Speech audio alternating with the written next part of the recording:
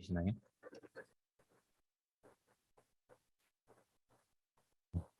네, 들립니다. 네.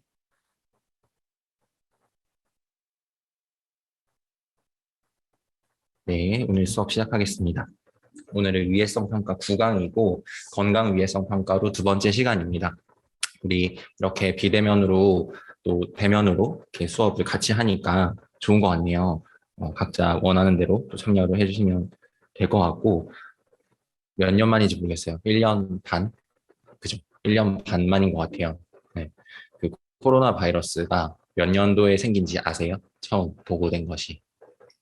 2019년 12월 31일일 거예요. 아마 중국에서 우한에서 보고되었다라고 알려져 있는데 뭐라고? 네. 그래서 그 다음에 거의 한 1월, 2월쯤에 우리나라도 첫 번째 이제 환자가 발생이 되었고 그러면서 거의 바로 사회적 거리두기를 시작하면서 바로 아마 비대면 수업으로 전환을 했을 건데 고대가 그죠?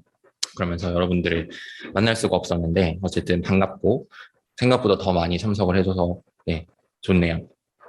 저도 뭐 이 강의실에서 대학원 수업을 들었기도 하고 대학 학부 수업도 아주 오래전에 한번 들었던 것 같은데 네, 감회가 새롭습니다. 우리가 환경위해성평가 공부를 계속 하고 있었어요. 그래서 지금 우리가 쭉 단계를 밟아왔는데 혹시 우리가 어느 단계, 몇 단계까지 와 있는지 아세요? 우리가 크게 네 가지 단계가 있다 그랬는데 지금 몇 단계까지 왔을까요, 여러분들? 우리가 스무네? 네, 몇 단계까지 왔을까? 2단계? 네, 2단계. 네. 온라인으로 듣는 친구들도 종종 확인할 테니까 대답해 주세요. 네, 2단계 우리가 용량 반응 평가까지 봤어요. 그래서 오늘 용량 반응 평가 나머지 부분을 공부해 보려고 합니다. 그래서 잠시 이제 제가 화면을 띄우겠습니다.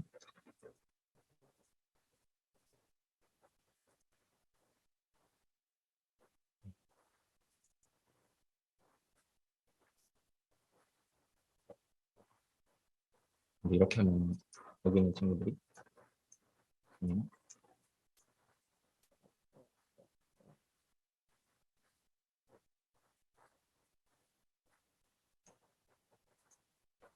이렇게 하시면 강의 화면 다 보이죠? 네.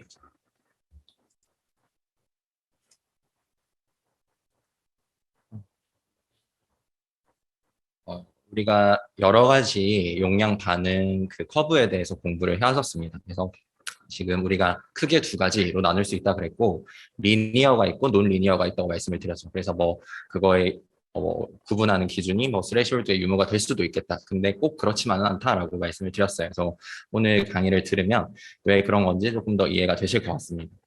지금 커브 1번을 볼까요? 1번을 보면 뭔가 이제 올라가면서 반응이 나타나는데 반응이 어떻게 되고 있죠? 우리 봤었는데 이거 감속되고 있죠. 그래서 디셀러레이팅 커브라고 생각을 하시면 될 텐데 여기서는 슈퍼 리니어 리스폰스라고 나와 있어요. 그러면 2번을 한번 봅시다. 2번 우리가 흔히 봤던 리니어 리스폰스고요. 3번은 지금 보시면은 서브 리니어라고 나와 있어요. 혹시 지금 리니어 위에 슈퍼 리니어 밑에 이제 3번은 서브 리니어 이렇게 나와 있는데 두 개 구별하실 수 있겠어요? 왜 위에 게 슈퍼고 밑에 게 서브인지. 지금 2번을 기준으로 2번이 리니어잖아요. 그냥 그 위쪽으로 반응이 나타나면 슈퍼 리니어라고 생각을 하시면 될 것 같고 아래쪽으로 반응이 나타나기 시작하면은 리니어라고 생각을 하시면 될 것 같아요. 그리고 혹시 4번은 뭔가 2번처럼 가려다가 중간에 한번 꺾이죠. 그래서 세츄러블 리스폰스라고 나와 있는데 이게 무슨 뜻인가요? 세츄러블 리스폰스가 포화 상태가 존재한다라는 얘기죠. 그러니까 여기서 반응이 포화였기 때문에 뭔가 다시 감속되는 그래프처럼 나타나고 있죠. 그리고 5번은 리니어인데 뭔가 얘는 역치가 존재하는 나머지 1번부터 4번은 다 반응이 바로 나타나는데 5번은 지금 네, 뭔가 스레시홀드 역치를 가지는 반응으로 나타나고 있어요. 근데 커브 1은 슈퍼 리니어라고 할 수도 있고 하나에 더 해당될 수도 있어요. 뭘까요? 우리가 지금 배운 것 중에 2번과 5번 중에 2번부터 5번 중에 잘 모르겠어요. 손으로 해도 되는데 내가 답을 말해버렸네. 네, 세츄러블이에요. 왜냐하면 얘도 가다가 포화가 일어났죠. 그렇기 때문에 1번도 슈퍼 리니어이면서 세츄러블 리스폰스라고 생각을 하시면 될 것 같습니다. 우리가 계속해서 제가 시간이 될 때마다 막 여러 가지 도즈 리스폰스 커브에 대해서 보여주고 있는데 생각보다도 더 많은 유형의 커브가 존재를 하고 사실 이런 것도 되게 그 하이포테티컬한 거예요. 이론적인 거예요. 네. 근데 실제 반응은 그렇게 일어나지 않는다는 것을 제가 많이 보여드렸죠. 네. 그래서 우리가 본격적으로 오늘 얘기할 거는 비바람 물질에 대한 도즈 리스폰스, 그 다음에 바람에 대한 도즈 리스폰스 얘기를 할 거예요. 비바람 물질에 대한 용량 반응부터 한번 살펴봅시다. 우리가 용량 반응 평가는 이렇게 얘기를 해왔었죠. 위험성이 확인된 어떠한 모든 유형의 화학 물질이 용량에 따라 얼마만큼의 위해도를 가지는지를 이제 정성적으로 수량적으로 표현하는 단계라고 말을 했습니다. 그래서 지금 카시노젠이 바람이잖아요. 그래서 카시노젠은 비바람이라고 생각을 하시면 될 거고 그런 커브들의 여러 가지 또 가설적인 여러 가지 커브에 대해서 제가 가지고 왔는데 여기 보니까 총 3가지 유형의 커브가 보이고 있고요. 첫 번째는 리버 데미지라고 해서 간독성이라고 생각을 하시면 될 거고 두 번째는 이제 발달 장애, 그러니까 발달에서 일어나는 여러 가지 독성 이런 것들이 될 거고요. 그다음에 모탈리티는 제가 여러 번 말씀드렸죠. 사망률이라고 생각을 하시면 될 것 같습니다. 이렇게 제가 3가지 그래프를 들고 온 이유를 한번 생각을 해보시면서 한번 제가 퀴즈를 드리기 전에 이 개념에 대해서 한번 설명을 드리겠습니다. 엔드포인트가 뭐냐면 이 독성 연구에서 관찰된 효과 자체가 엔드포인트예요, 여러분. 그래서 그 엔드포인트가 이 뜻이다라는 걸 한번 유념해 보면서 첫 번째 퀴즈를 한번 드려보겠습니다. 이게 어떠한 유형의 물질인지는 모르겠으나 A라는 물질이라고 칠게요. 이 A라는 물질에서 가장 이제 민감한 엔드포인트는 어디서 나타나고 있습니까? 한번 생각을 해보세요. 그리고 두 번째는 이 물질의 LD50은 얼마입니까? 라는 질문을 2가지를 드려보겠습니다. 온라인으로도 한번 답변을 주시고 혹시 첫 번째 most sensitive endpoint는 어디서 나타나고 있다고 말을 할 수 있을까요? 이 그림에서. 네, 간독성이죠. 왜냐하면 간독성이 가장 낮은 용량 100 혹은 500 정도 붙어서 벌써 나타나고 있죠. 그렇기 때문에 most sensitive endpoint는 간독성에서 나타나고 있다라고 생각을 하시면 될 것 같아요. 그리고 LD50은 여러분 제가 따로 설명 안 해도 되죠? 단수치사량인데 다 배우셨을 것 같아요. 그 독성 시간이나 산업보건 시간에 다 배웠을 것 같은데 제가 딱히 안 알려줬는데 LD50을 구할 수 있을 것 같은데 LD50 얼마예요? 여기서? 안 들려요. 네, 그죠. 다른 정보가 없더라도 사실 모탈리티 자체가 사망을 나타내는 거기 때문에 여기서 나타나는 게 지금 이제 50, Y축에 있는 50을 쭉 이었을 때 밑으로 내려오면 대충 한 10,000 정도 나오는 것 같아요. 그래서 이 물질의 LD50은 10,000이라고 네, 간단하게 생각을 해볼 수 있겠습니다. 그러면 밑에 있는 2가지 이제 패러그래프를 한번 어떤 의미인지 우리가 얘기를 해봅시다.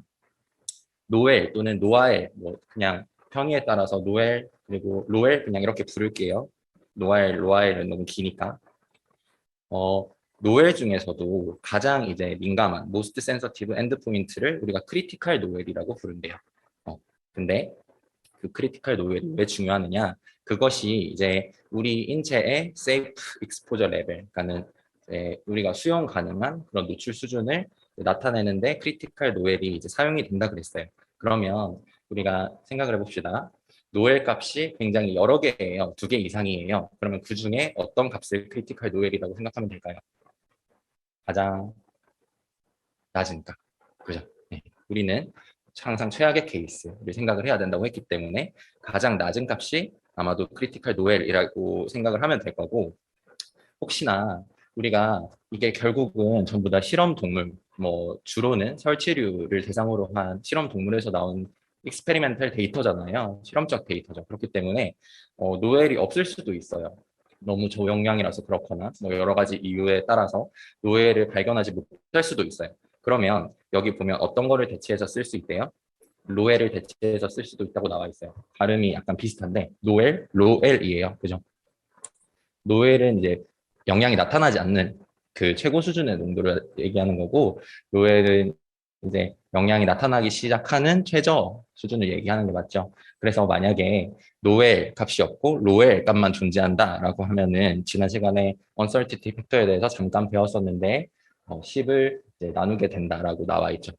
그래서 노엘이 없는 경우에도 로엘을 채택해서 그것보다 10을 나눠주면 더 작은 용량으로 될 거 아니에요? 그런 수준으로 평가를 우리가 해볼 수 있겠다. 우리 지난 시간에 그러면은 그 uncertainty 팩터 얘기 나와서 말인데 실험 동물에 대한 데이터를 사람으로 변환할 때 얼마를 나눴죠? 네, 10 나눴었죠? 지난 시간에도 이 개념이 나왔었습니다. 그리고 우리가 이제 POD라고 하는 것들도 살짝 배웠었어요. 이 POD가 이제 드디어 나왔는데 POD, 포인트 오브 디파처는 다음과 같은 정의를 가지고 있습니다. 일반적으로 예상되는 낮은 영양 수준 또는 영양 수준이 없는 그런 정도 수준에서 이제 나타나는 지점이라고 생각을 하시면 될 건데 그게 왜 중요하느냐 여기서 이제 가장 비바람 독성 평가에서 중요한 RFD라는 개념이 나올 거예요. RFD 혹은 RFC 이게 비바람 용량 반응 평가에서 키워드거든요. 그래서 뭐 어쩌란 거냐 POD를 가지고 어떻게 RFD를 계산할 수 있다는 거냐에 대해서 한번 말씀을 드려보겠습니다. RFD는 독성 참고치입니다. 독성 참고치가 뭐냐면 레퍼런스 도즈인데요. 환경 매체를 통해서 화학물질이 이제 인체에 유입되었을 경우에 유해한 영향이 나타나지 않는다고 생각되는 노출량인데 밑에 지금 RFD가 있고요. RFC가 있어요. 근데 혹시 RFD랑 RFC의 차이를 아시겠어요? 뭔가 여기에 RFC 보면은 여기 나와 있죠. 앞에 뭔가 하나 더 달려 있죠. 흡입 독성 참고치라고 나와 있고 나머지 이제 우리가 여러 가지 익스포저 루트에 대해서 배웠잖아요. 세 가지. 그죠? 그래서 흡입 말고 나머지 두 가지에 대해서는 RFD라고 생각을 하시면 될 것 같고 흡입은 RFC라고 생각을 하시면 될 것 같아요. 그래서 RFC는 지속적인 이제 흡입 노출의 추정치라고 되어 있죠. 그래서 두 개 약간 그 단위도 달라요. 그리고 그거랑 비슷한 개념으로 뭐 톨러러블 데일리 인테이크 줄여서 TDI 그다음에 어셋터블 데일리 그리고 그런 것도 없다면 이런 것들 뭐 해볼 때 뭐 폭스인포 이런 데 들어가서 우리가 막 자료를 검색할 건데 뭐 특정 화학 물질을 쳤을 때 RFD 값이 없는 것들도 많거든요. 무드 물질에 대해서 우리가 다 실험을 할 수 없으니까 그런 경우에 대해서는 뭐 이제 실험자 우리가 리스크 어세서라고 했잖아요. 실험자의 이제 그 기준에 따라서 이 아래 보면 RFC나 TDI 그리고 ADI 그다음에 주간 섭취 허용량 이런 것들도 충분히 RFD로 이제 동일한 개념으로 사용을 해볼 수 있겠다. 그럼에도 불구하고 제가 이제 좀 RFD를 도출하는데 가장 일반적인 POD, 포인트 오브 디파처 값은 가장 좋은 게 이제 노엘이고 그다음에 노아엘 뭐 이런 것도 될 수 있겠고 그다음에 BMD라고 또 새로운 개념이 등장을 합니다. BMD에 대해서는 다음 슬라이드에서 설명을 드리겠습니다. 어쨌든 요 강의 자료 기억나시죠? 요 표. 그래서 지금 POD가 노아엘 또는 로아엘 또는 뭐 BMD 이런 것들을 포괄하는 개념이고 그 값들로 붙어서 우리가 뭐 어떤 uncertainty 팩터 또는 modification 팩터 이런 것들을 곱해서 RFD 우리가 가장 알아내고 싶은 그 기준 값에 대해서 독성 참고치에 대해서 알아낼 수 있다라는 얘기입니다. BMD에 대해서 한번 얘기를 해볼게요. 지금 옆에 보시면 여러 가지 이제 그래프들이 나오고 있어요. 이게 뭐냐면 실험적인 어떤 데이터를 통해서 여러 가지 통계 모델을 구현을 한 거예요. 뭐 저도 통계를 잘 모르긴 하지만 어쨌든 여러 가지 기법에 의해서 이런 커브들을 구현을 해본 겁니다. 근데 그 중에서 이제 여러 가지 커브 중에서 가장 이제 뭐 신뢰하다고 할 수 있는 또는 뭐 평균치라고 한번 생각을 해봅시다. 가장 잘 맞는 이게 베스트 피팅 커브라고 나와 있는데 그 커브가 있고 그래서 이제 BMD가 뭘 의미하는 거냐 벤치마크 도즈라고 하는 건데요. 이것도 정의부터 한번 읽어봅시다. 한국말로는 기준 용량이라고 하고요. 독성 영양이 이게 조금 이해를 잘 하셔야 되는 부분인데 대조 집단에 비해서 5% 혹은 10% 정도의 어떤 그 특정 증가분 여기서 증가분은 그 리스폰스예요. 반응에 대한 증가분이 발생했을 때에 그때 해당하는 노출량 추정한 것을 말한다라고 나와 있고요. 기준 용량 하한값은 이제 BMDL이라고 영어로 나와 있는데 이 모형에서 실내 구간의 하한값을 말한다. 되게 뭔가 어렵죠. 하나씩 한번 살펴봅시다. 그래서 지금 뭔가 복잡한 것 같은 식이 나와 있는데 왼쪽에 식 한번 보세요. 벤치마크 도즈를 이제 구하기 위해서 요 식을 도입해서 할 건데 첫 번째가 지금 리스폰스래요. 근데 0부터 1까지 다라는 말은 그냥 0부터 100까지 그냥 백분율이라고 생각을 하셔도 되고 그게 그냥 그 레인지가 0부터 1까지 있는 거예요. 그래서 예를 들어 뭐 0.5다라고 한다면 몇 퍼센트 증가분이겠어요? 50% 증가분이겠죠? 네. 그렇게 생각을 하시면 될 거고 이제 P0 보시면 리스폰스 오브 컨트롤 그룹이에요. 대조군에서의 반응이에요. 그 다음에 맨 밑에는 그래서 그게 이제 BMD를 나타내는 거다. 근데 식이 조금 어렵게 생겨서 그런데 어떤 거냐면 이제 X축은 계속해서 이제 도즈가 증가하는 반응이죠. 그 증가하는 그래프이죠. 이거는 항상 일정한 어떤 그 그래프니까 X축은 거의 다 도즈였죠. 근데 Y축이 좀 달라진다는 거예요. 그냥 리스폰스가 아니라 어떤 리스폰스다? 대조군에 비해서 실험군이 얼마만큼의 반응을 더 일으키는지에 대한 분율에 대한 그래프라는 거예요. 그래서 밑에 보시면 BMR이라고 하는 거는 BMT가 벤치마크 도즈였잖아요. BMR은 그럼 벤치마크 리스pon스가 될 거예요. 그러면 벤치마크 리스pon스가 뭐냐? 일반적으로 그 대조군에 비해서 어떠한 트리트먼트도 하지 않은 대조군에 비해서 실험군에서 반응의 증가가 바로 BMR이 될 거예요. 그래서 실험자가 원하는 대로 BMR을 설정을 하면 되는데 주로 위에서도 나왔고 여기도 나왔죠. 주로 5나 10 정도를 선택을 합니다. 그래서 BMD가 이제 구해지게 되는데 여기를 한번 보면은 뭔가 5%라고 제가 한번 생각을 해볼게요. 여기 나오면 이제 여기가 5인 거예요. 그러니까 0.05겠죠. 그죠? 1로 이제 생각을 하면 0.05 또는 5%만큼 대조군에 비해서 실험군에서 뭔가 반응이 그 증가분이 5%만큼 일어났다는 거예요. 여기를 기준으로 이제 생각을 할 건데 그게 이제 BMR이라는 거예요. 그죠? 벤치마크 리스폰스를 제가 5%로 설정을 했다 그랬잖아요. 그래서 이제 쭉 와서 만났죠. 그럼 그게 BMD이고요. 다시 내릴게요. 그거를 가지고 하한 그리고 상한 실내 구간을 90%로 잡았을 때 가장 낮은 값이 지금 BMDL이라고 나와 있고요. 가장 높은 값이 BMDU라고 나와 있어요. 혹시 L이 뭐고 U가 뭘까요? 가장 낮은 거니까 L은 로어겠죠. 그리고 U는 가장 높은 거니까 어퍼겠죠. 쉽죠? 그렇게 생각하시면 될 것 같고 그러면 내가 퀴즈 하나 낼게요. 여기서 또 여러분이 리스크 어세서다. 그래서 내가 뭔가 여러 가지 실험 동물 가지고 한 거 말고 그 데이터를 내가 막 모델링을 해서 그런 피팅 커브를 찾아냈어. 그리고 내가 5% 증가분 나는 5%로 설정을 할 거야. 그래서 BMD까지 알아냈어. 근데 BMD를 선택을 그대로 하는 게 아니라 나는 BMDL이나 DU 중에 하나를 뭔가 선택하고 싶네? 뭐를 선택할 거예요? BMDL, 그죠? 계속 비슷한 개념이에요. 왜 BMDL을 선택을 하는 거예요? 네. 여러 가지 추정치가 있는데 그 중에 우리는 항상 워스트 케이스를 생각하자 그랬잖아요. 그렇기 때문에 우리는 가장 낮은 농도부터 이제 외삽을 시작해야 되잖아요. 우리가 알아낼 수 있는. 그렇기 때문에 BMDL을 이제 설정하는 것이 가장 이제 리즈너블하다라고 나와 있습니다. 조금 어려운 개념이었는데 이해가 되시나요? 음.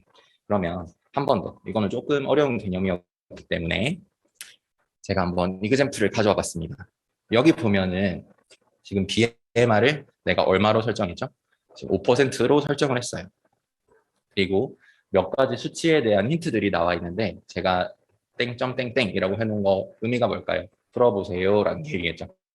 지금 여기에 몇 가지 주어진 수식들이 있고 지금 밑에 결국에 알아내고자 하는 거는 사실 BMDL이어서 BMDL은 18이라고 나와 있고 이 포인트가 18인 건 알겠죠. 근데 그게 중요한 게 아니라 제가 지금 구멍을 뚫어 놓은 게 뭔지 뭐 공학용 계산기 들고 오라고 그랬는데 사실 공학용까지는 필요 없어요. 네. 암산하셔도 되고 여러분도 똑똑하니까 한번 1분 정도 시간 드려볼 테니까 한번 해보세요.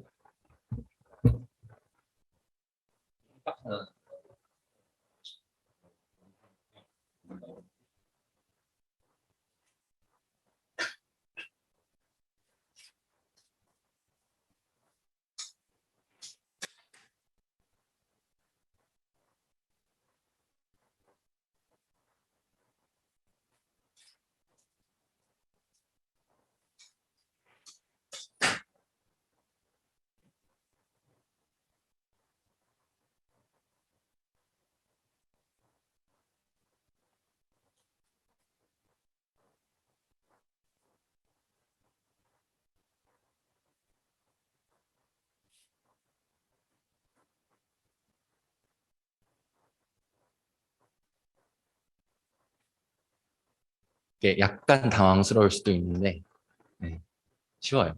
엄청. 스무. 뭐예요, 답? 네, 3.5요? 3.5는 어디서 나온 숫자일까? 쉬운 게 아니었구나. 혹시 이제 온라인으로 듣는 친구, 답 나온 사람? 네. 규선 친구만 풀었나? 다 잘 풀고 있죠?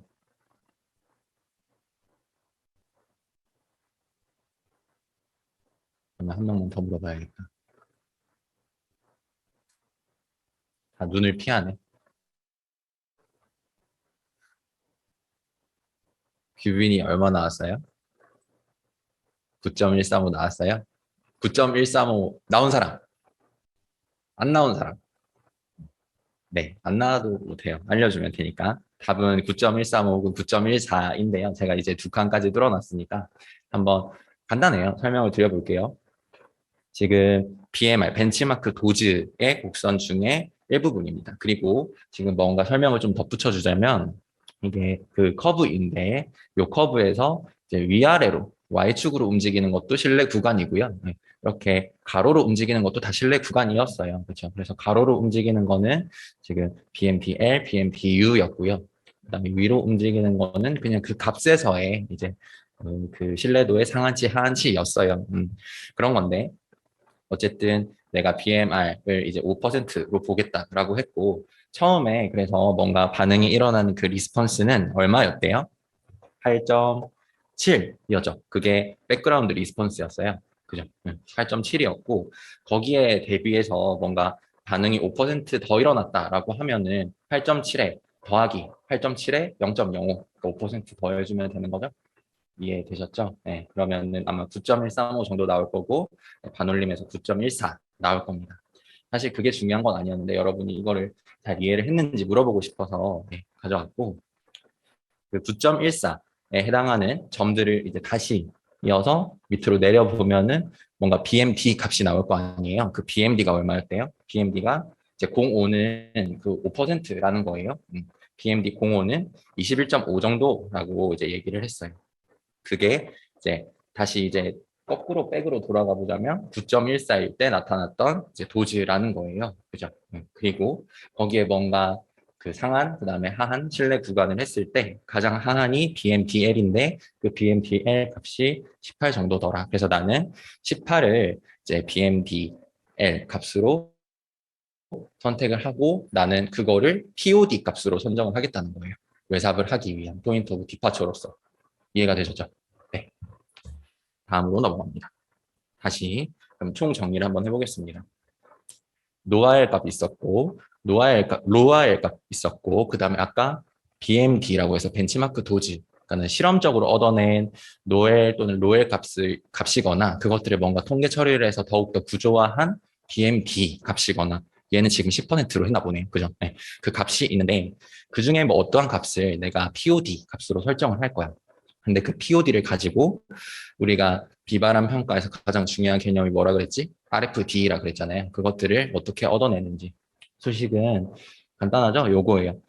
POD를 가지고 뭔가 보정은 필요하다고 되어 있지만 단순하게 그 POD를 가지고 uncertainty 팩터를 막 나누고 있죠. 그 다음에 어떤 modifying 보정 개수도 뭔가 곱했어요. 근데 그 보정 개수가 필요한 경우들은 다음과 같대요. 종간 차이가 있거나 또는 뭔가 내가 급성 데이터를 가지고 있는데 만성으로 추정을 할 거거나 또 거꾸로거나 뭐 그런 경우가 있을 수 있고 그 다음에 도즈 리스폰스에 대한 데이터의 퀄리티가 사실 내가 믿을 수 없는 정도거나 그럴 때 이거를 어떠한 식으로 1 이상의 뭐 숫자로 나누게 된다고 생각해봐요. 그럼 RFD나 RFC가 점점 커질까 작아질까? uncertainty 팩터를 도입을 하면 할수록 1 이상이면 네, 이 값은 작아지게 되어 있죠. 그렇기 때문에 이게 그 팩터들이 밑에 들어가는 이유를 알겠죠? 대부분 다 1 이상이거든요. 그렇기 때문에 요런 5가지 뭐 추가적인 경우들이 있을 수 있는데 그런 경우에 이제 UF, uncertainty 팩터를 제가 줄여서 UF라고 할 거예요. 그 UF를 도입을 하게 된다라는 거죠. 외삽을 할 때.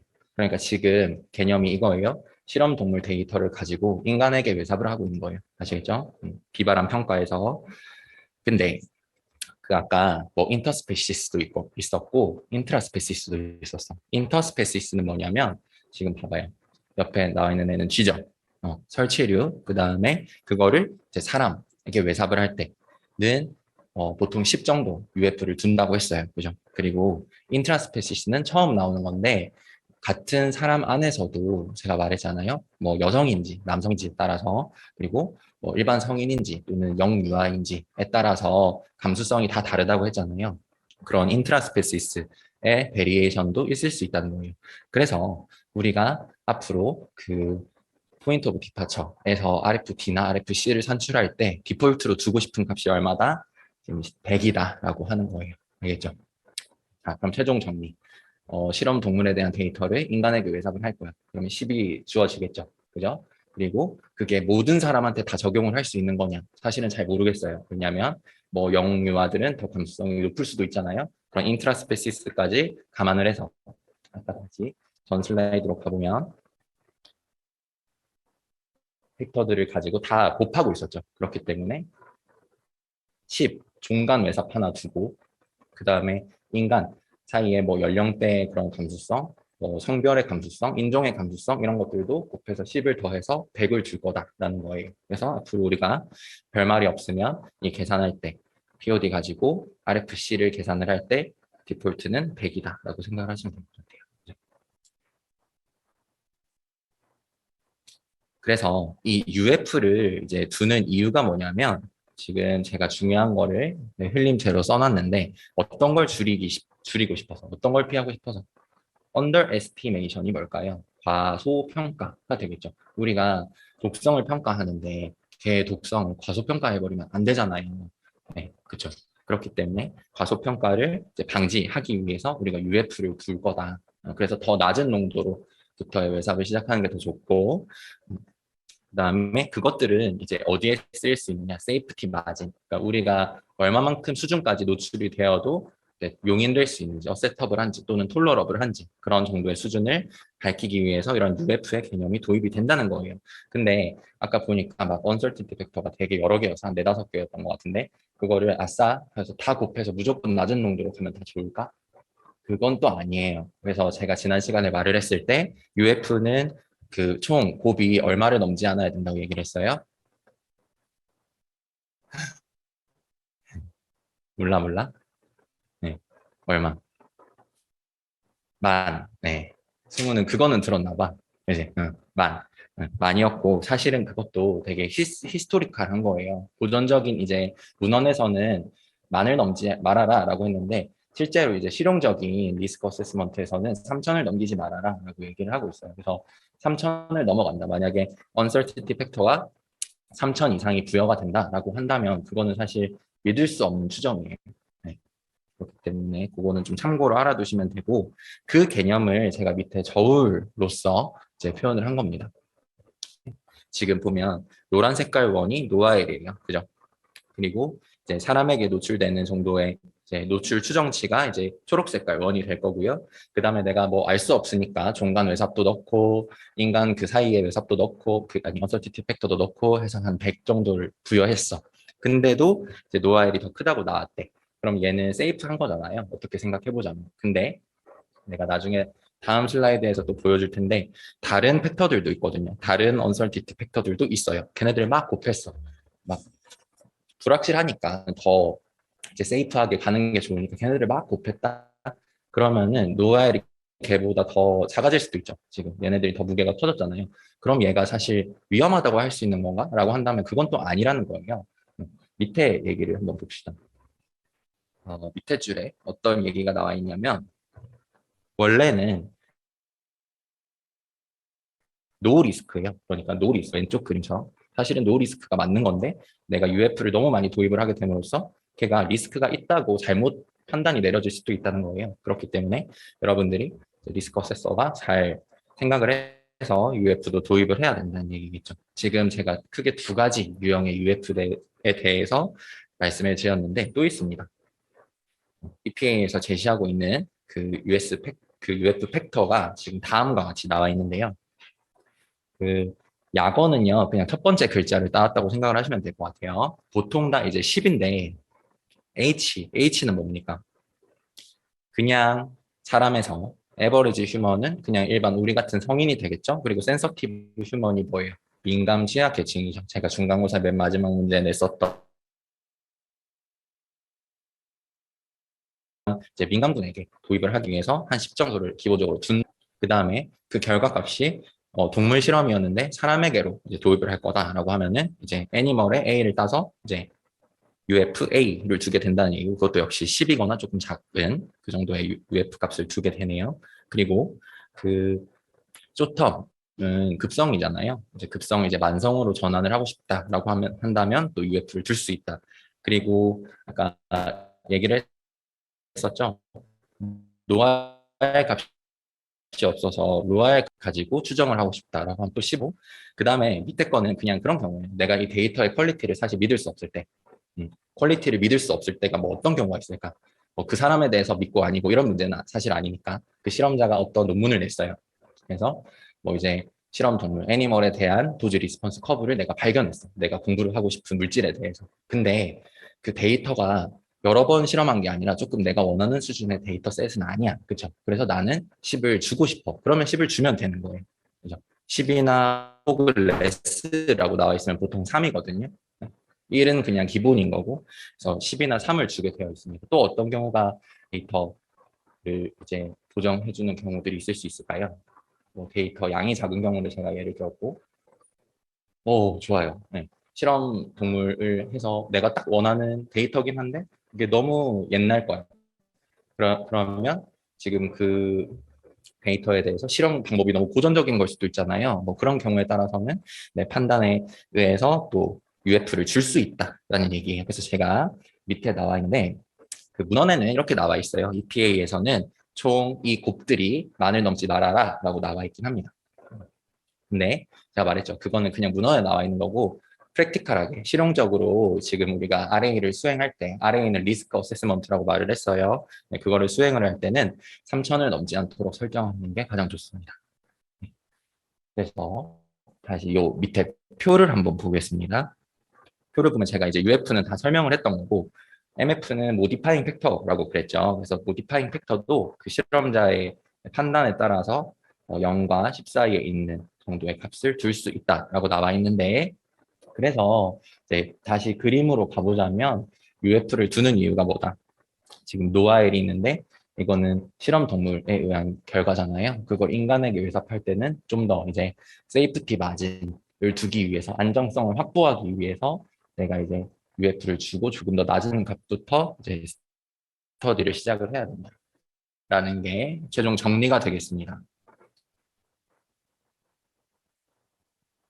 그래서 예를 한번 들어보겠습니다. 예시를 보고 어떤 거를 제가 얘기를 하고 싶은지 간단해 보세요.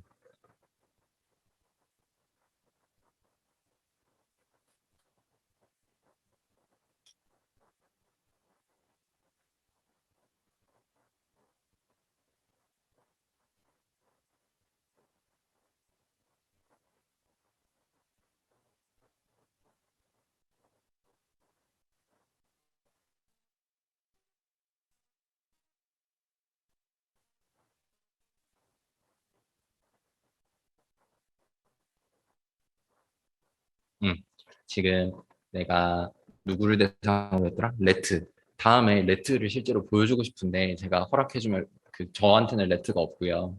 김준성 교수님이 레트 많이 가지고 계시거든요. 다음에 실제로 보여줄 수 있으면 좋겠네. 네, 허락해 주실지는 잘 모르겠어요. 엄청 징그럽게 생긴 큰 쥐인데 혹시 본 사람? 최다른 교수님 연구실에서 그거 수업 안 했어요? 위에 독성 평가 시간에? 안 했어요? 왜 안 했지? 난걔 꼬리 뽑고 그랬는데 왜 안 하지? 네, 어쨌든 네, 기회가 되면 보여드릴게요. 그 레트를 가지고 뭔가 실험을 했다라고 나와 있고 리프로덕티브 톡시시티가 지금 10 정도라고 나와 있고 다이어터리는 뭔가 경구로 그 섭취했을 때 뭔가 크로닉 톡시시티, 그러니까 급성, 만성 독성이 이제 50 정도라고 나와 있다라고 한다면 여러분들은 뭐를 선택을 해야 된다? 더 낮은 크리티컬을 노아이를 선택을 해야 된다 그랬죠. 그래서 10을 선택하면 좋겠네요. 그죠? 이제 10을 선택을 했어.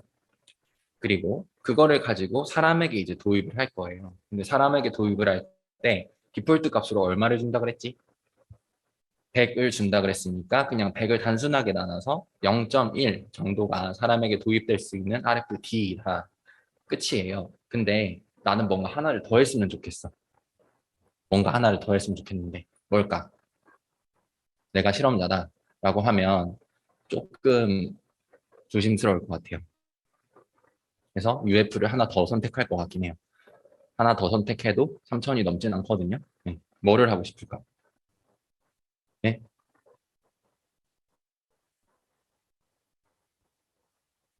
잘 모르겠다고? 잘못 봤다고? 네. 좋아요, 좋아요. 틀려도 좋으니까 네. 말씀하세요.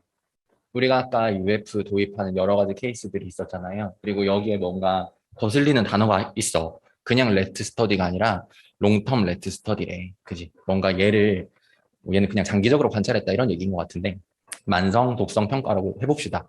근데 그 만성 독성 값을 뭔가 급성 독성으로 전환하고 싶을 수도 있고 거꾸로일 수도 있잖아요. 그렇기 때문에 뭔가 그 급성 독성 실험 값인지 만성 독성 값인지 이런 것들 생각을 해서 10을 더 줄 수도 있겠어요. 그렇죠? 근데 이 사람은 거기까지는 그냥 없고 생각하지 않았고 그냥 디폴트 값인 100을 준 것 같아요. 네. 그래서 최종적으로는 그 0.1 이하 정도의 노출이라면 그 정도는 어셋터블 하다. 용인할 수 있는 노출 정도의 수준이다. 라는 겁니다.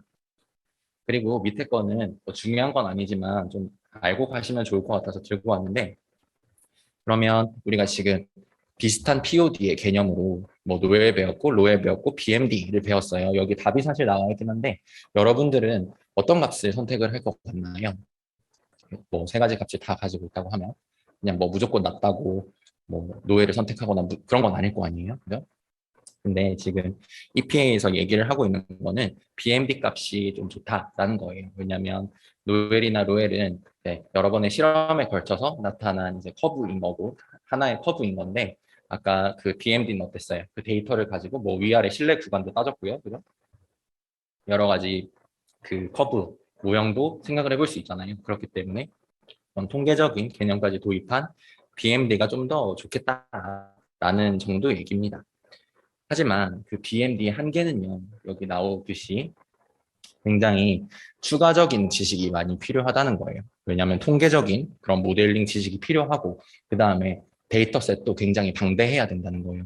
그런 데이터가 많아야 뭐 모델링을 할 수 있을 거 아니에요. 그렇기 때문에 일반적인 독성 평가에서는 그냥 뭐 노엘 값을 많이 채택을 하죠. 하지만 다 할 수 있는 경우는 BMD를 선택하는 것이 조금 더 낫다라는 겁니다. 참고만 하시면 될 것 같습니다. 지금까지 우리가 이제 비바람 용량 반응 평가에 대해서 배웠잖아요. 그러면 나머지 하나 바람이 남았죠. 그리고 우리가 지난 중간고사 이전에 배웠던 것 같아요. 바람과 비바람의 가장 큰 특징적인 차이는 이제 그 바람 반응은 뭐가 없다? 스레이숄드가 없다. 역치가 없다. 그것을 가정하고 반드시 시작을 해야 된다라는 거예요. 그거에 대한 이유를 제가 안 알려드렸던 것 같아서 한번 들고 와봤습니다. 역치를 가지지 않는다고 가정하는 이유는 뭘까요? 첫 번째, 소량을 투하해도 반응이 없는 스레이숄드 인계값이 없다. 그리고 발암 물질은 어떤 용량에서도 영향을 미친다고 가정을 하는데 그 이유는 실제로 반응이 없었다고 해서 전 인구가 세계인 모두가 반응이 없었다고 할 수 있는 그런 농도가 사실 존재하지 않잖아요. 전 인류에 대해서 실험을 할 수가 없죠. 그렇기 때문에 절대로 우리는 그 반응이 없다, 뭐 반응이 없는 정도의 농도가 있다라고 생각을 하면 안 돼요. 그렇기 때문에 스레이숄드가 없고 바로 반응이 나타난다라고 생각을 하는 거고, 저도 이 세포 분자학 정도로는 잘 아는 건 아니지만 사실 발암 반응이 일어나기 위해서는 발암 물질 한 분자만 있으면 돼요.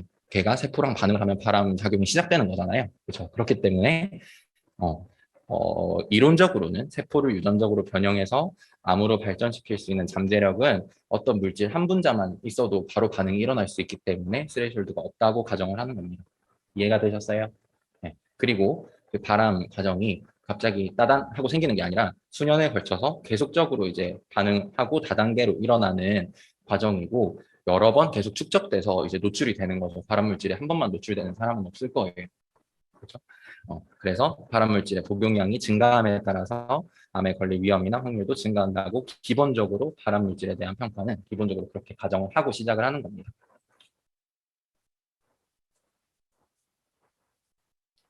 그래서 발암물질에 대한 용량 반응 평가도 해보겠습니다. 근데 아까 분명히 그 발암물질은 리니어고 노 스레숄드라 그랬는데 갑자기 뜬금없이 무슨 곡선이 나오네. 이게 뭘까? 뭘까?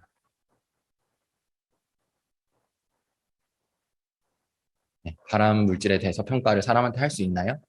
없죠. 발암성이라고 인정이 되는데 어떻게 사람한테 할 수가 없잖아요. 그렇기 때문에 발암 물질에 대한 평가는 거의 대부분이 실험 동물로 인한 그 용량 반응 평가에서 외삽을 통해서 진행이 되잖아요. 그렇기 때문에 지금 여기 밑에 제가 적어놨어요.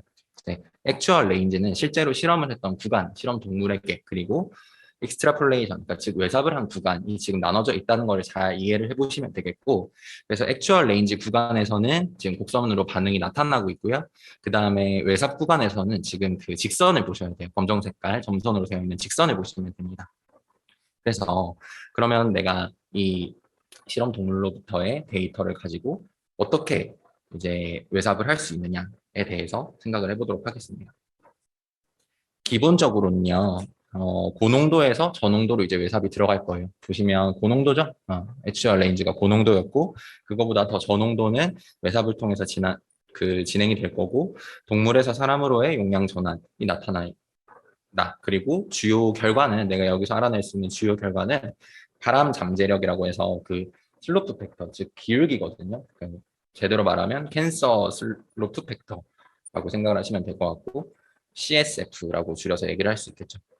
그리고 단위 위에도 라는 것이 있고, 그거는 이제 슬로프 팩터에서 도출이 되는 개념이 될 거고, 그걸 가지고 실제적 안전 용량을 계산을 하는 겁니다.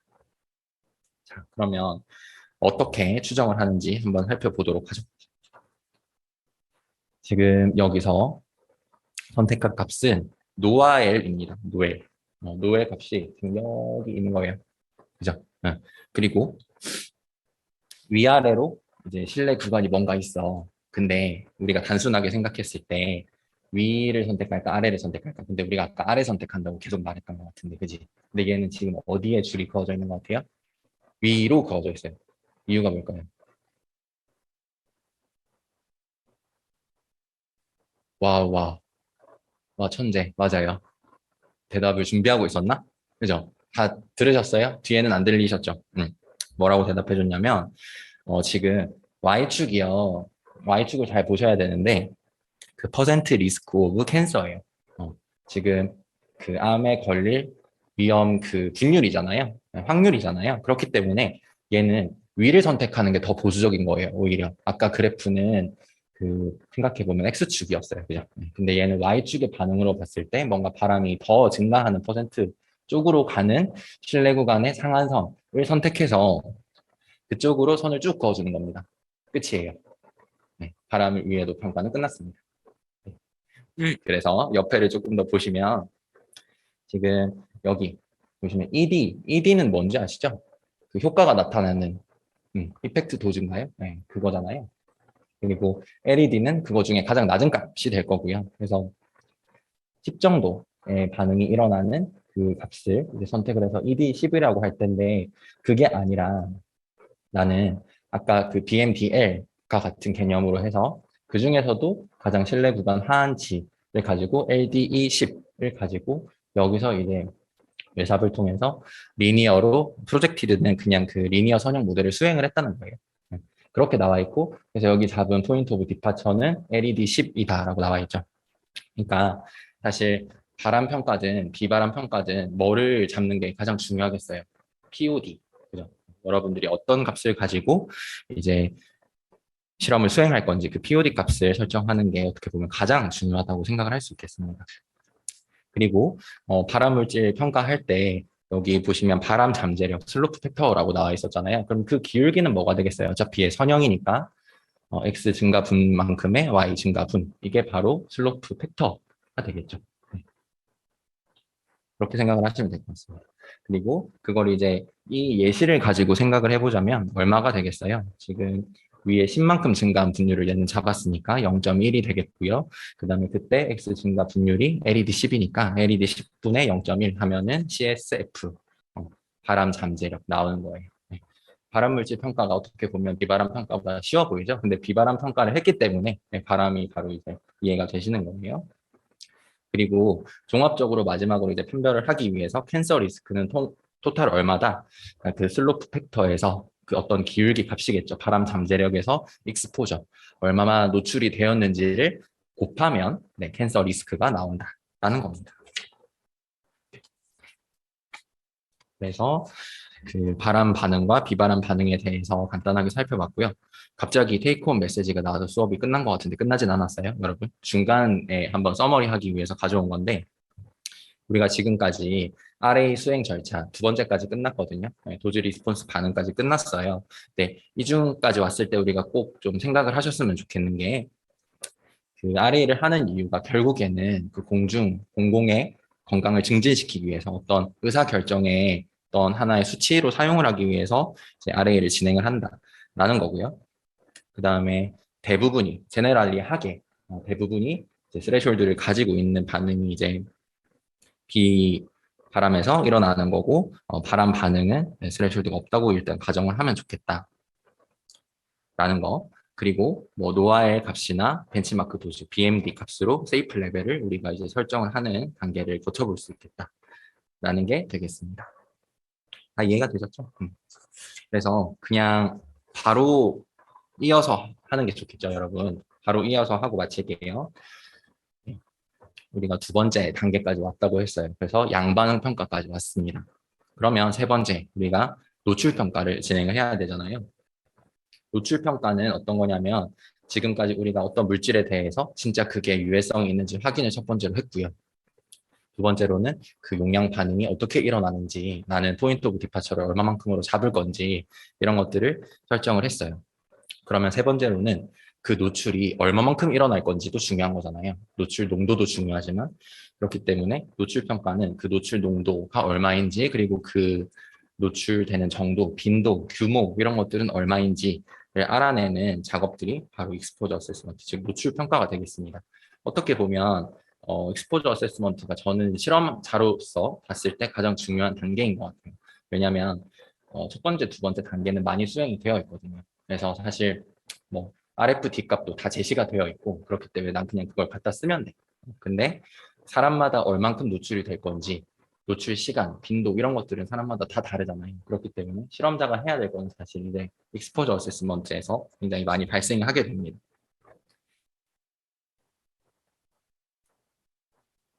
그래서 그 노출 평가를 할 때 고려를 해야 되는 게 이제 패스웨이랑 루트는 조금 다른 개념이라고 그랬어요. 패스웨이는 어떤 매체의 개념이라고 말씀을 드렸고, 루트는 이제 우리 몸으로 들어오게 되는 오프닝이 뭐예요? 열려 있는 공간이겠죠. 입도 될 수 있고, 코도 될 수 있고, 어떤 스킨이 될 수도 있겠죠.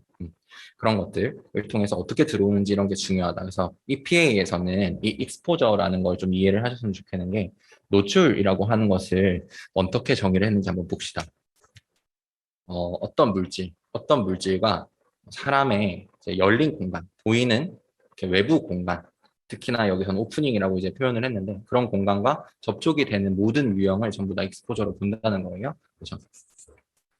그리고 어떤 익스포저의 레인지가 좀 중요합니다. 레인지가 뭐냐면 범위가 되겠죠. 근데 노출이 그냥 여러분들이 이렇게 같은 공간에 있다고 칩시다. 그리고 제가 지금 여러분한테 열심히 막 말을 하고 있잖아요. 그래서 제 비말을 뭔가 좀 더러운가? 네, 제 비말을 뭔가 오염원이라고 스트레서라고 생각을 해봅시다. 그러면 앞자리에 앉아 있는 친구들이 노출이 더 많이 되겠죠. 제 비말에. 그리고 저 뒤에 앉아 있는 친구는 좀 덜 되겠죠. 그러한 그 개념에서의 레인지거든요.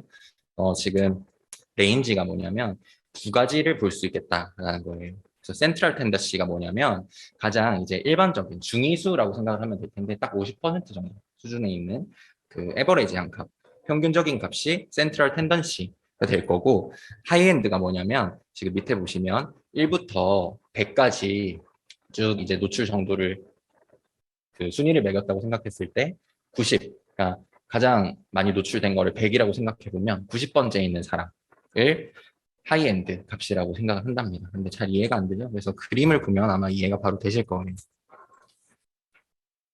지금입니다.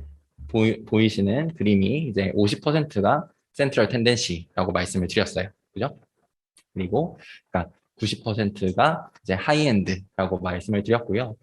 99.9 아주 끝까지 간다. 이건 경계값이 되겠죠. 그래서 보통은 이제 뭐 하이엔드 값으로 많이 선택을 하겠죠. 센트럴보다는 지금 밑에 보시면 그래서 리즈너블한 맥시멈 익스포저는 뭐와 뭐 사이에 있으니까 하이엔드부터 한 98% 정도 수준에 있는 정도를 아주 리즈너블하다고 EPA에서는 보고 있습니다. 그거를 줄여서 뭐 RME라고 얘기를 하기도 한다네요. 그죠? 그래서 여기를 한번 다시 왼쪽에 그림을 봅시다. 이게 중간에 있는 게 공장인가 봐요. 공장에서 뭔가 오염 물질들을 대기 오염 물질을 배출하고 있다고 생각을 해볼게요. 그러면 인구들이 이렇게 살고 있잖아요. 네. 근데 일반적인 파퓰레이션 유닛이 있고 그라운드 레벨이 이제 지표면에 있는 일반적인 이제 레벨이라고 생각을 해보면 그것보다 많이 노출되는 사람, 그러니까 연한 회색깔로 이제 노출이 되고 있는 사람들이 조금 있고요. 그 다음에 강한 이제 검은색으로 표현을 해놓은 게 10% 혹은 그보다 더 많이 노출되는 사람들이라는 거예요. 그렇기 때문에 우리가 노출 평가 전략을 짤 때 이 사람들을 봐봐요. 얘네들이 뭔가 황산이라고 생각을 봅시다. 황화수소 뭐 그런 것들이 굴뚝을 통해서 배출이 될 수도 있잖아요. 뭐 그런 것들이 배출이 되었는데 이 주변에 있는 지역 사람들의 노출 평가를 할 때 똑같이 하면 되겠어요, 안 되겠어요? 당연히 안 되겠죠. 그러면 뭐를 고려해야 되겠어요? 풍향, 풍속 이런 것들을 뭔가 모델링을 하면 이런 식으로 나올 수 있겠죠. 그래서 얼마만큼의 사람들이 강하게 노출이 되었고 얼마만큼 희석이 되어서 약하게 노출된 사람은 누구고 그 다음에 노출이 그냥 일반적인 수준으로 된 사람은 누구고 바람 반대편에 있는 사람은 바람이 오는 쪽에 있는 사람은 뒤로 갈 테니까 노출이 거의 없었겠죠. 그런 식으로 이제 진행을 하게 되는 거예요. 여러분들이 거기까지 알 필요는 없고 어쨌든 이런 익스포저의 레인지를 설정하는 것도 굉장히 중요하다라는 얘기입니다. 그래서 이걸 보시면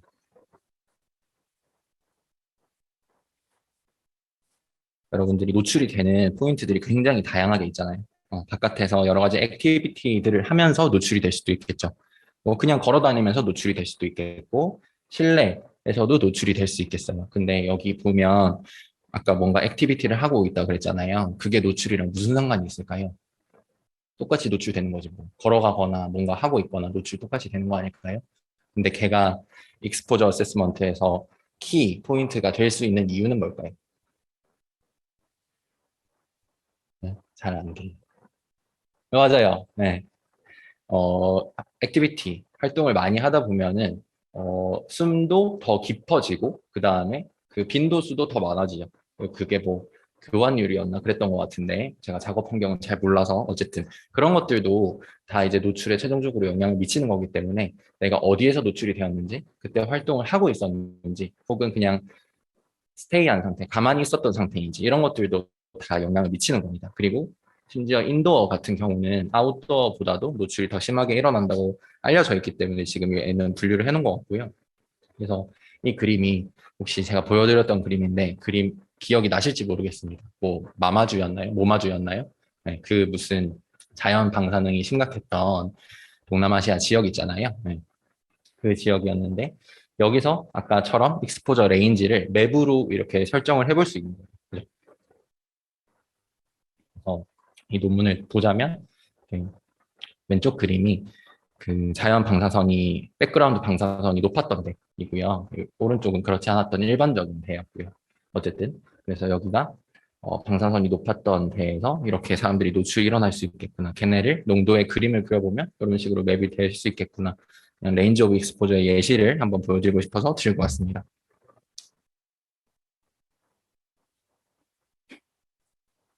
우리가 노출 평가를 할 때 그 노출에 대해서 정량하는 게 사실 제일 중요할 것 같아요. 그래서 그 사람이 얼마나 노출이 되었는데 최종적으로 최종 노출량이 제일 중요하잖아요. 그 최종 노출량을 구하기 위해서는 세 가지 방식이 있다고 하네요.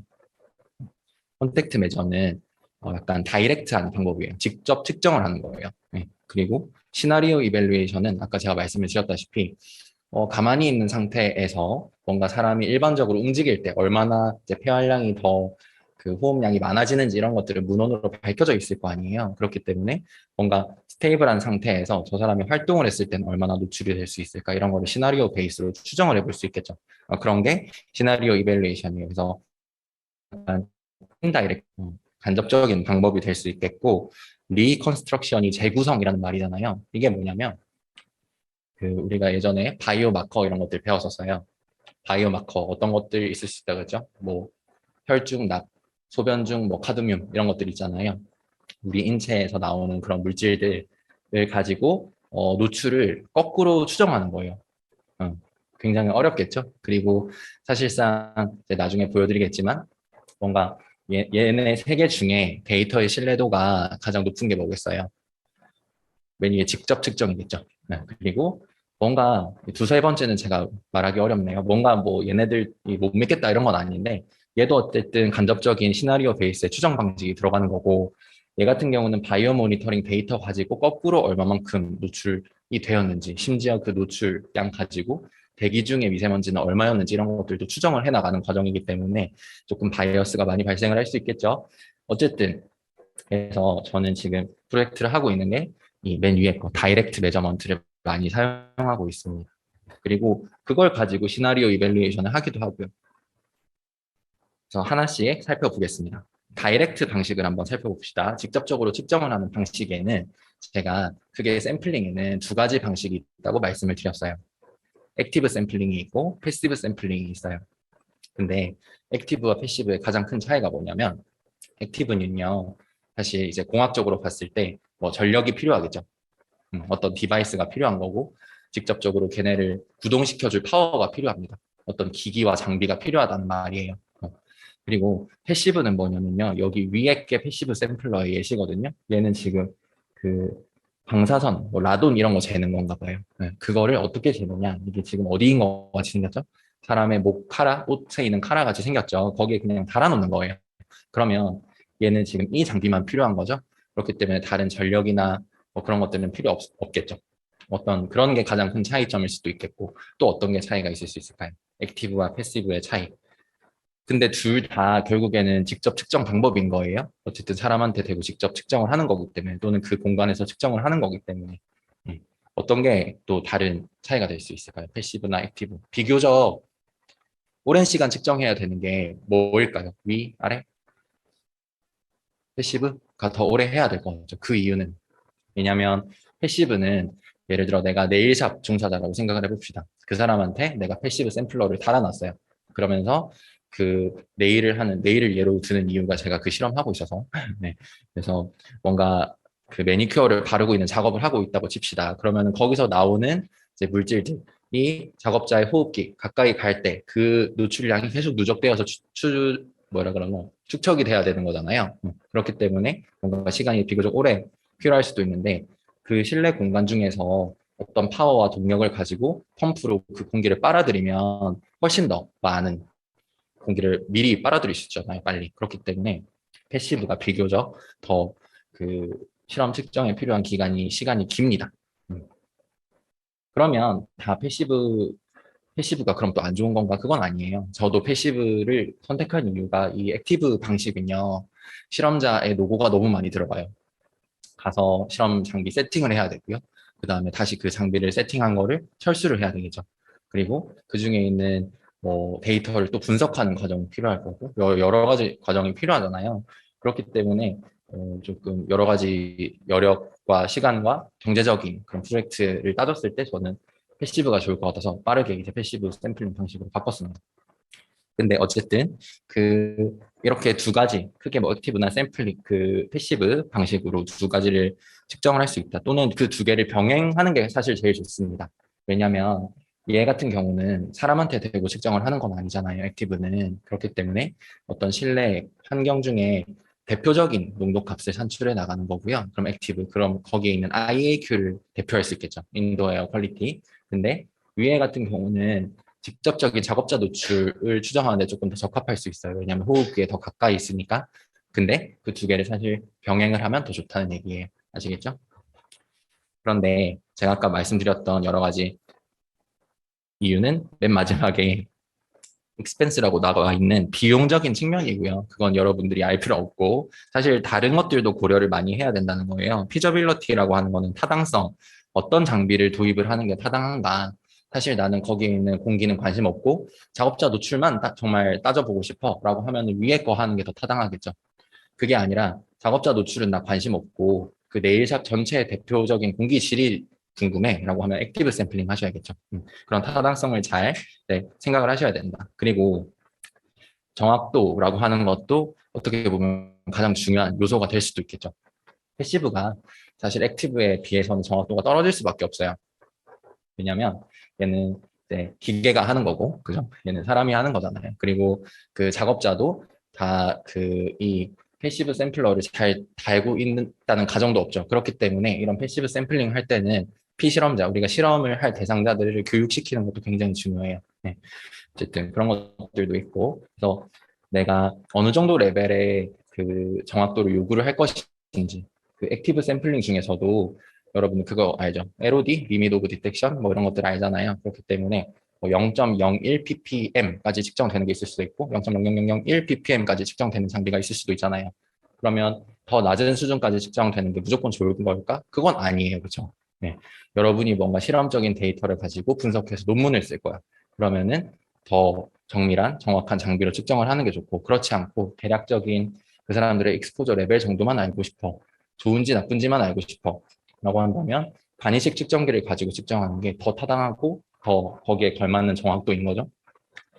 그리고 구현. 어, 그 구현을 할 때 사실 시즈널 트렌드라고 여기 나와 있긴 한데 꼭 그 계절적인 영향만 미치는 게 아니라 시간 뭐 이런 것들도 다 상관이 있어요. 생각해 봅시다. 제가 한 4, 5년 전쯤에 초등학교 실내 공기질을 측정을 한 적이 있어요. 그래서 24시간 모니터링을 했단 말이에요. 근데 그 24시간 모니터링을 했는데 여름이랑 겨울이 확연한 차이가 나요. 왜냐하면 여름은 문을 열어놓고 생활하고 겨울은 문을 닫아놓고 생활을 하잖아요. 그렇기 때문에 그 여름과 겨울에서 공기청정기의 정화 효율을 그대로 도입을 해서 비교를 하면 이상한 거예요. 왜냐하면 여름철에는 문을 많이 열었으니까 희석도 많이 됐을 거 아니에요. 네. 외부 공기도 많이 도입이 됐을 거고. 근데 뭐 겨울철에 했으면 학생들이 문을 거의 안 열거든요. 거기서 공기 정화 장치의 저감 효율을 봤다라고 하면 단적으로 비교를 하면 안 되는 거잖아요. 그렇기 때문에 어떤 구현을 할 때 현실성 이런 것들도 여러분들이 다 고려를 하셔야 된다는 거예요. 어쨌든 그 노출 평가를 할 때 직접적인 방식, 간접적인 방식 이런 것들, 액티브나 패시브 이런 게 있을 수 있다라는 겁니다. 두 번째는 아까 간접적으로 시나리오 베이스를 가지고 추정하는 거를 말씀을 드렸죠. 그래서 다시 앞에 건 뭐냐면 이 노출 양 자체도 직접 측정을 하고요. 노출 시간 같은 경우도 직접 측정을 하는 거예요.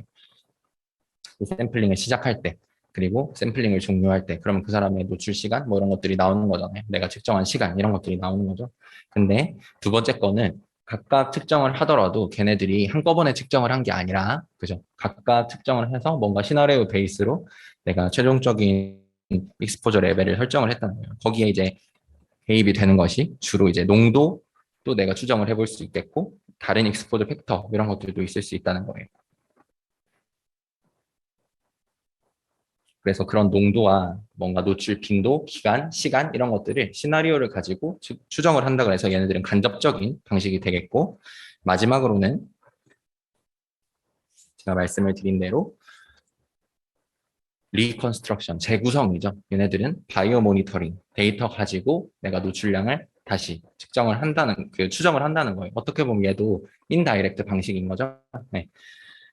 우리가 말을 했었잖아요. 스트레서는 어떤 우리의 건강에 악영향을 미치는 여러 가지 요인들, 이런 것들이 스트레서가 될 거고, 또는 다른 물질들, 케미칼 물질들, 화학 물질들이 우리가 노출이 되었어요. 그러면은 우리의 어떤 혈중, 요중, 아니면 뭐 심지어 세포 단위, 이런 것들의 변화를 일으키게 될 거고, 걔네들을 모니터링하는 게 바이오 모니터링이 될 겁니다. 그리고 거기 이제 바이오 모니터링에서 우리가 직접적으로 이제 데이터를 얻어내야 되는 것들이 바이오 마커가 되겠죠.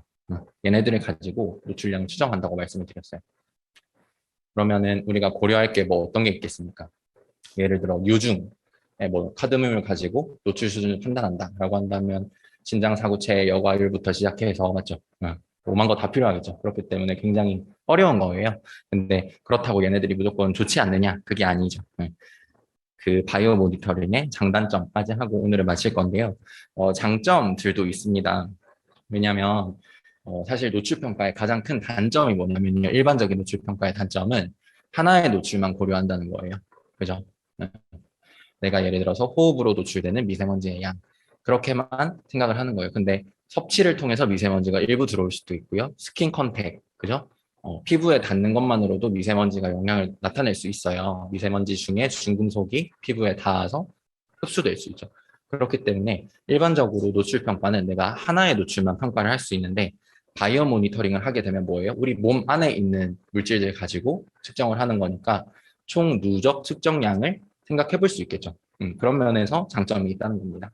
그게 두 번째랑도 이제 연관이 되는 건데 업테이크, 우리가 섭취하고 어큐뮬레이션, 축적되고 또 어떤 게 있을 수 있겠어요. 메타볼리즘, 대사되는 여러 가지 과정들을 다 고려를 해서 최종적으로 뇨중 또는 혈중 이런 데 있는 농도를 알아낼 수 있다라는 장점이 있겠죠. 그래서 그 또 세 번째에 나오는 표현 중에 인터널 도즈라는 게 있어요. 이게 내적 용량이었잖아요. 우리 몸에 부정적인 영향을 미치는 내적 용량 자체를 비교적 정확하게 알아낼 수 있다는 장점이 있겠습니다. 그리고 단점 같은 경우는요. 제가 아까 말씀을 드렸죠. 거꾸로 이제 추정을 해나가는 거기 때문에 내 뇌중에 있는 카드뮴이 어디로부터 온 건지는 사실 밝혀낼 수가 없어요. 그게 호흡으로 들어왔는지 섭취로 들어왔는지 알 수 없잖아요. 그렇죠? 그래서 여기 not source or pathway specific이라고 나와 있는데 소스가 어딘지 내가 어느 경로로 노출이 되었는지는 알 수 없다는 거예요. 그게 에어로 노출됐을 수도 있고 워터를 통해서 노출이 됐을 수도 있고 알 수 없다. 어떻게 보면 좀 큰 단점이죠. 그리고 두 번째는 그 뭐 윤리적 문제 이런 것들 같아요. 내가 그 사람의 어떤 인체 유래물들을 가질 권한이 필요하다는 거예요. 네, 그래서 이거를 들어본 친구들도 있을 수 있는데 IRB라고 하거든요. 뭐 기관 윤리 심의 뭐 이런 거예요. 그래서 저도 여러분들이 마스크 착용하고 있잖아요. 그 마스크 중에 있는 뭔가 세균 이런 것들을 분석하려는 실험을 하다 보니까 저도 IRB가 필요하더라고요.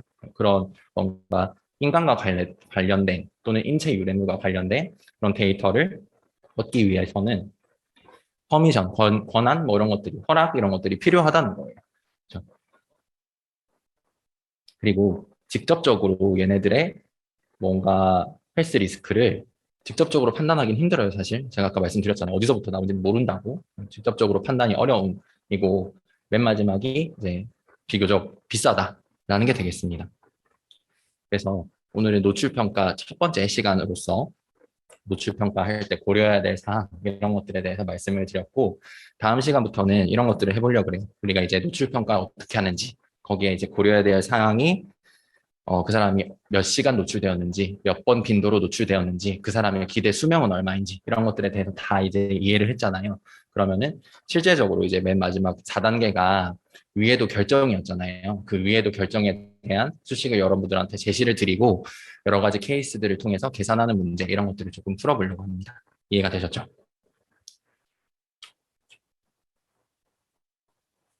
그래서 다음 수업 시간 때는 노출평가 두 번째로 마무리를 하고 이제 마지막에 위해성 확인 그리고 결정 단계를 하는 것으로 마치도록 하겠습니다.